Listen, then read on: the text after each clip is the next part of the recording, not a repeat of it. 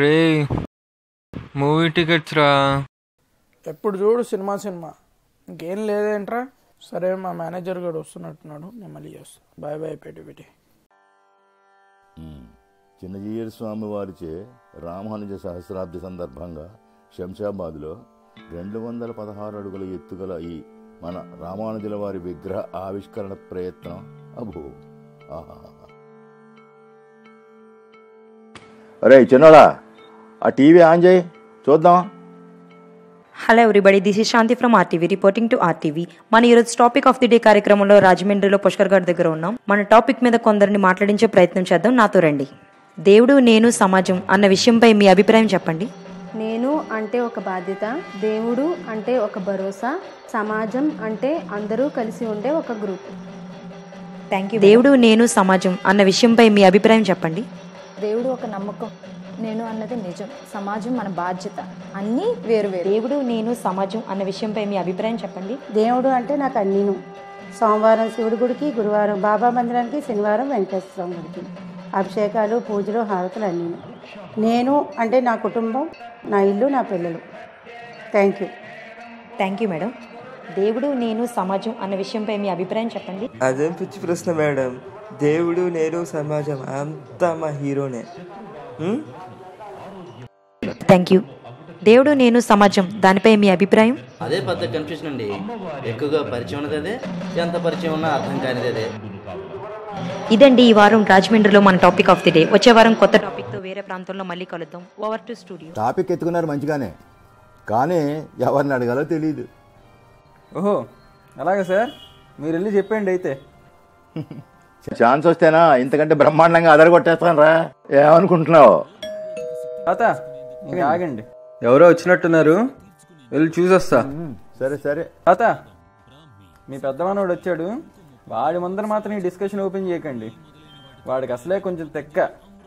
నేను ఎందుకు చేస్తాను రా, నాకేం అవసరం రా. Hi bro.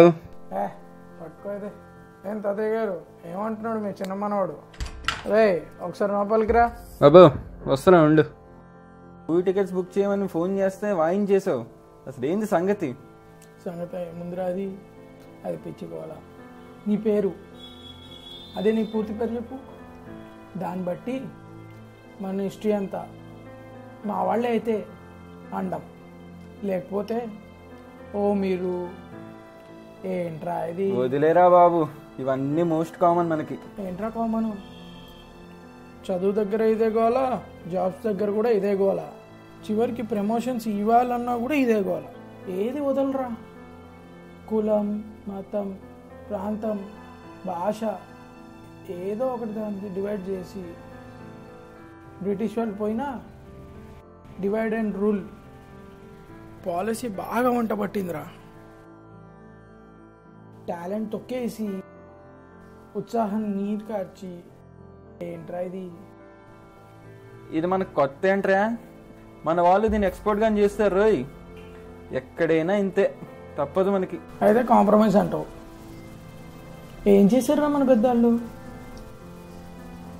చాలామంది గురించి మన చరిత్రలు చదువుతాం కదా, అలా పొడిచారు ఇలా పొడిచారని. ఆ మాత్రం అందరూ ఒకటే అని ఒక స్టేజ్ మీదకి తీసుకురాలేకపోయారా?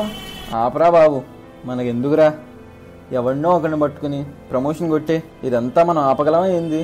అరే ఒక్కట్రా ఫైనల్గా, పాస్ట్లో కానీ ఇప్పుడు కానీ పుస్తకాల్లో తప్ప. ఏంటి ఆ వాళ్ళకం అలా ఉంది? తాత కూర్చోండి, ఎవ్వరు ఈ సొసైటీకి ఏం చేయలేరు. అలా అనకు, నీకు తెలియదను, మీకు తెలియనిది లేదు అనకండి. మీరు నన్ను డిస్టర్బ్ చేసి ఇంటర్ఫియర్ అవ్వకపోతేనే చెప్తాను. నేను మీకు కళ్ళకు కట్టినట్టు చెప్తాను విను. ఇది ఏదో 100-200 ఏళ్ళ చరిత్ర కాదు, సరిగ్గా 1000 సంవత్సరాల క్రితం జరిగిన ఒక సంచలనం, ఒక ఆదర్శం, ఒక మార్గదర్శనం ఈ నేలపై నడయాడింది. చూడండి.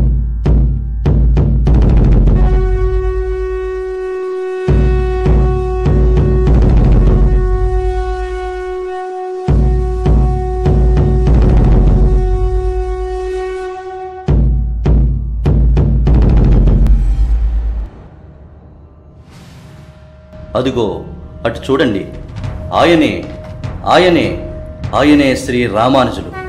మూర్తి భవించిన మానవతామూర్తి, సమతామూర్తి. ఆయనలోని మానవతకు సమతా భావనకు దర్పణం పట్టే ఒక సంఘటన. ఒకరోజు రామానుజుల వారిని నిరాహారంగా ఉన్న ఒక స్వామి కలిశారు. రామానుజుల వారు వారిని తాము పంపినట్టుగా తమ గృహానికి పంపి ప్రసాదాన్ని కోరమన్నారు. అయితే తన స్వకర్మలకే అధిక ప్రాధాన్యం ఇచ్చే ఆయన గృహిణి తంజమాంబ మానవతను మరిచి ఆయనను నిరాహారంగా పంపివేస్తుంది. అది తెలుసుకుని బాధపడ్డారు శ్రీ రామానుజులు. నూతన వస్త్రాలు పళ్ళు ఇచ్చి ఆ స్వామిని పుట్టింటి నుండి వచ్చినట్లుగా మరల తంజమాంబ వద్దకు పంపించారు. ఈసారి ఆమె చూపిన ఆదరణ ఆ స్వామిని ఆశ్చర్యపరిచింది. ఎంతో ఆదరంతో ఆయనను లోనికి ఆహ్వానించింది. ఆమె ఎన్నో కుశల ప్రశ్నలను అడిగింది. కొసరి ప్రసాదాన్ని వడ్డించింది. ఎంతో ఆనందంగా తమ పుట్టింటి నుండి వచ్చిన అతిథిగా రామానుజుల వారికి పరిచయం చేసింది. రామానుజులు అన్నీ విన్నారు. కళ్లతోనే ఆ స్వామిని పలకరించారు. తన క్షుద్బాధను తీర్చిన రామానుజుల మానవత్వానికి ఆ స్వామి కన్నీళ్ల పర్యంతమై కృతజ్ఞతాభివందనం చేశారు.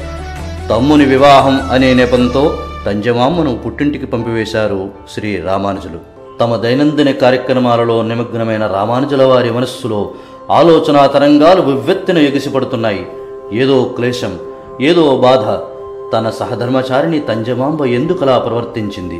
ప్రక్కవారి బాధను అర్థం చేసుకోలేని, మానవత్వం చూపలేని మానవజన్మ ఎందుకు? ఇదే కాదు, గతంలో కాంచీపూర్ణులను, మహాపూర్ణులను గౌరవించలేకపోయింది ఆమె. అటు పెద్దలను గౌరవించక, ఇటు పిన్నలను ఆదరించక, అయ్యమం పిచ్చయం ఆందనయం కైకాట్టి కేవలం నోటి మాటలేనా? ఇవి కేవలం సేవాకాలాలకే పరిమితమా? ఇవి పారాయణ గ్రంథాలా లేక ఆచరణ గ్రంథాలా? ఏమైపోయింది తంజమాంబకి? ఈ సమస్య కేవలం నా గృహంలోనేనా లేక సమాజమే ఇలా ఉందా? అవును, ఇది తంజమాంబ సమస్య మాత్రమే కాదు, సమాజంలో ఆమె ఒకటి. అవును, సమాజంలో మానవతను నెలకొల్పాలి, సమతా దర్శనం కలిగించాలి. అవును, ఏదో చెయ్యాలి, ఉద్యమించాలి. నడుం బిగిస్తాను, ప్రయత్నం చేస్తాను, తప్పక చేస్తాను అని శపథం చేస్తూ, స్వామి వరదరాజ, నాకు ప్రేరణనివ్వు తండ్రి. ఈ సమాజం ఎందుకు ఇలా చీలికలుగా పీలికలుగా అయిపోతోంది? అందరం నీ అంగములమే కదా స్వామి, అన్నిటా నీవే కదా స్వామి. నీ సేవగా సర్వప్రాణి సేవ చేస్తే ఆనందించేవాడు నీవే కదా. అది సమాజం గుర్తించేటట్టు చేస్తాను స్వామి. నాకు మార్గాన్ని చూపు తండ్రి, నాకు మార్గాన్ని చూపు. సన్యస్తమ్మయా సన్యస్తమ్మయా సన్యస్తమ్మయా.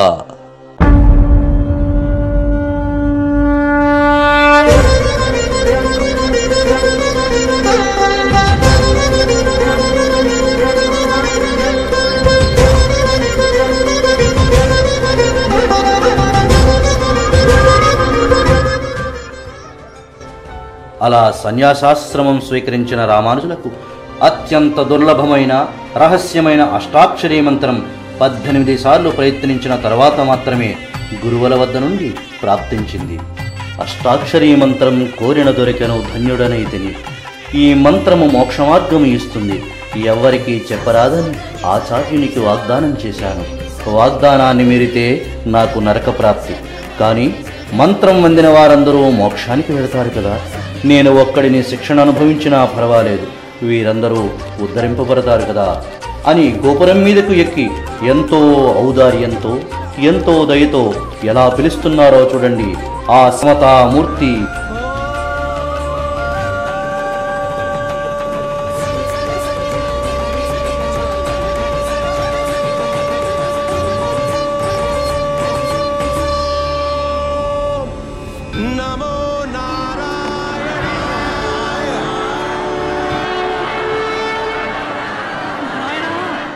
బాబోయ్, అంత ధైర్యం! ఆ రోజుల్లో అంత కష్టపడి సంపాదించిన మంత్రాలని అందరికి ఎలా అయిపోయారు?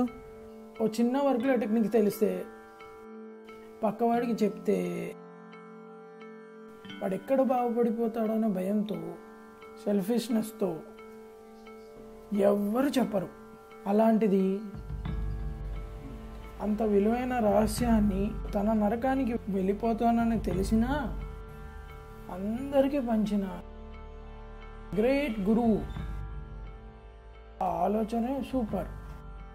Hats off. అది ధైర్యం అనడం కంటే ఆయనలో ఉన్న ప్రేమ, ఆయనలో ఉన్న నిస్వార్థ ప్రేమ, జాలి, సమాజంపై ఆయనకున్న కమిట్మెంట్, భగవంతుని శరీరమే ఈ ప్రపంచం అన్నటువంటి విశ్వాసం. మాధవ సేవగా సమాజ సేవ చేశారు నాయన.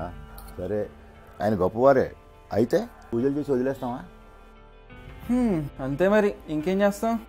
సన్యాసం పుచ్చుకుని వెళ్ళలేం కదా. అదే పొరపాటు. ప్రతి సమయంలో సమాజం సవాళ్లు విసురుతుంది. తను సన్మార్గమని నమ్మిన దానిని ఎంత కష్టమైనా అందించిన వారే నాయకులవుతారు, వారే స్ఫూర్తి ప్రదాతలవుతారు. రామానుజుల వారు చేసిన ఉపకారం కేవలం భౌతికమైనదే కాదు, ఎంతో విలువైన మనకి అందించారు. దేవుడు, నేను, సమాజం, పరమాత్మ, ఆత్మ, ప్రకృతి, వీటి మధ్య సమన్వయం చూపి త్రిదండిదారులై విశిష్ట అద్వైతాన్ని మనకి విశదీకరించారు. వారిలా మీరు అవనవసరం ఏమీ లేదు, కానీ వారి స్ఫూర్తి మీలో నింపుకుంటే అదే 10,000. ట్రూ. మాకైతే నీలాంటి వాళ్ళు చెప్పారు తాత. మరి అందరూ ఇన్స్పైర్ అవ్వాలంటే అసలు తెలియాలి కదా. అందుకు పెద్ద కృషి చేస్తున్నారు మన ఆచార్యులు. ఎవరు? ఎక్కడా అంటే 2 ముక్కల్లో చెప్తా.